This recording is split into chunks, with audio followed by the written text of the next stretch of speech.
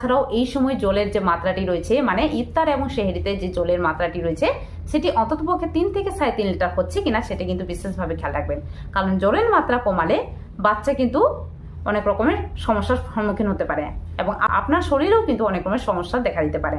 তো অবশ্যই জলের মাত্রাটি কোনো মতেই কম করা চলবে না। তাছাড়া ইফতার এবং সেহরিতে কোনো ধরনের ফলের জুসও, ফলের রসও কিন্তু খেতে পারেন। এগুলো কিন্তু যথেষ্ট পরিমাণে আপনাকে সাহায্য করবে।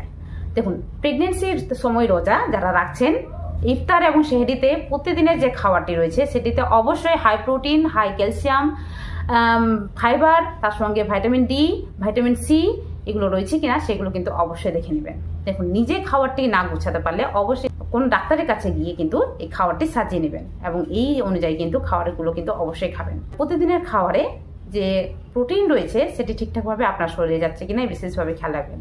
শুধু খেলেই হলো না, এই খাবারগুলি আপনার বাচ্চার ক্ষেত্রে ডেভেলপমেন্টে সাহায্য করছে কিনা সেটি কিন্তু বিশেষভাবে খেয়াল রাখবেন। বেশি রিচ জাতীয় খাবার কিন্তু খাবেন না, এগুলো আপনার বাচ্চাকে বৃদ্ধিতে সাহায্য করে না, বরং আরও ক্ষতি করে। এবারে সাধারণত আসি যে এই রোজা রাখছেন, রোজা রাখাকালীন সময়ে বিশেষত বাচ্চার যে ওজনটি রয়েছে সেটি ঠিক সময়ে ঠিকঠাকভাবে বৃদ্ধি পাচ্ছে কিনা সেটি কিন্তু বিশেষভাবে খেয়াল রাখবেন। তার জন্য অবশ্যই এই সময় একটি আল্ট্রাসাউন্ড করে নেবেন এবং আল্ট্রাসাউন্ডে বাচ্চার ওজনটি ঠিক সময়ে ঠিকঠাক আছে কিনা সেটি কিন্তু অবশ্যই ডাক্তারবাবুর কাছ থেকে জেনে নেবেন। এবারে আসি, সাধারণত এই সময় কোনো ধরনের স্ট্রেস বা টেনশন কিন্তু করবেন না। এই সময় বেশি পরিমাণে হাসি খুশি থাকবেন, আনন্দে থাকবেন। আরেকটি যে বিষয়টি হলো সেটি হলো ঘুম। বিশেষত এই সময় অনেক প্রেগনেন্সি মাদার থাকেন যারা কিন্তু রোজা রাখাকালীন সময়ে বেশি ঘুমোতে পারেন না, অনিদ্রার সমস্যা হয়ে যায়। এই সময় দিনে অন্ততপক্ষে 8 থেকে 9 ঘন্টা ঘুমোচ্ছেন কিনা সেটা কিন্তু বিশেষভাবে খেয়াল রাখবেন।